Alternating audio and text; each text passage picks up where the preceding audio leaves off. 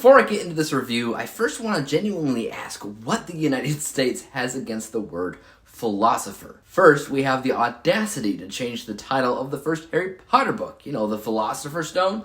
And then I learned this film, After the Dark, is only called After the Dark here in the United States. Literally everywhere else, it has the title of The Philosophers, which, by the way, makes a lot more sense given the fact that the entire thing revolves around theoretical philosophy with a bunch of philosophy students in a philosophy class. But sure, let's have a strange title that doesn't even make all that much sense. Whatever. Let's chat about After the Dark, aka The Philosophers. After the Dark is a film that centers on a group of 20 philosophy students that are tasked on the last day of school to come up with a realistic way to survive an atomic apocalypse in a bunker that has only enough supplies, oxygen, and energy for 10 people to live an entire year. So they actually have to vote for certain people to take the bullet, so to speak, based off of a number of factors such as their assigned occupation and unfavorable traits. The answer? Not always very clear. Once again, I chose to watch this film as a part of my Escape Room Mechanics series, and I'm glad that I did. I'm always a fan of how you can change things up just enough to feel unique and different, yet still maintain a lot of the core aspects to essentially still be an escape room. For instance, what we have here is a number of students literally locked inside a number of theoretical problem areas that they need to debate on how to fix time and time again. As their philosophy students not actually in danger, they run through theory after theory, each time ending in the same abysmal resolution, either unable to escape the bunker in time, or end up dying some other way. To me, that is riddles and puzzles, just dressed up in brilliance. Undoubtedly, After the Dark draws its deepest importance from its use of dialogue and theoretical ideologies of philosophy. Yet, as important as those things often are, a movie like this could quickly fall victim to becoming lackluster and boring for others, which is why in these theoretical scenarios,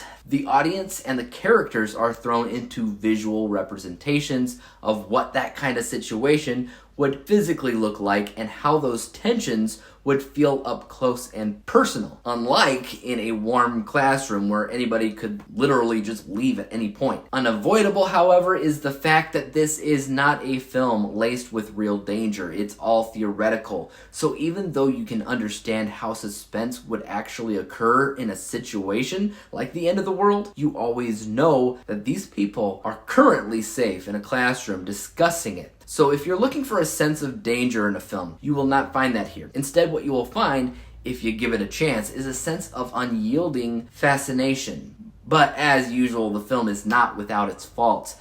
I would first say that the film goes a little bit too hard on making the instructor played by James D'Arcy seem really creepy at times, but also brilliant at other times. While there is technically a reason for this, I never really thought that that reason was necessary because it ultimately gives his character an imbalanced sort of feeling, which can easily be distracting for the audience. The other negative has to do with the film giving off a thematic atmosphere of a tense thriller at times, when that's not what this movie is. It's a mystery drama with elements of fantasy sprinkled throughout, and a good one at that. It just needs to cool its jets a little bit in trying as hard as it does to win wider audiences. In my opinion, they already had it in the bag. Their extra attempts to make it cool, probably just didn't help things. And the only other negative that I'd point out is the visuals, especially with the explosions. They don't often look very realistic. They needed help in the shading and or sudden shift in the lighting that occurs with bombs like this. Just having a graphic of multiple mushroom clouds in the distance isn't really all that compelling or believable or realistic.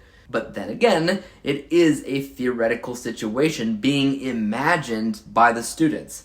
Exactly how realistic is it supposed to be? Overall, this is a movie that I definitely recommend if you've never seen it or heard about it before. It has a lot of recognizable faces in there, from Bonnie Wright, who of course played Ginny in the Harry Potter series, Reese Wakefield, which you might recognize as the leader in the first Purge movie, Erin Moriarty, you know her now as Starlight from The Boys. Maya Mitchell starred in a number of Freeform TV shows. You got Daryl Sabara, who of course is Junie from Spy Kids. And I've already mentioned James D'Arcy, who is probably and arguably the most well-known actor in this movie. And they all do a great job. I didn't have a problem with any one of the 20 kids. I'm just surprised I never at least heard of the film or saw the poster in my life that I can recall.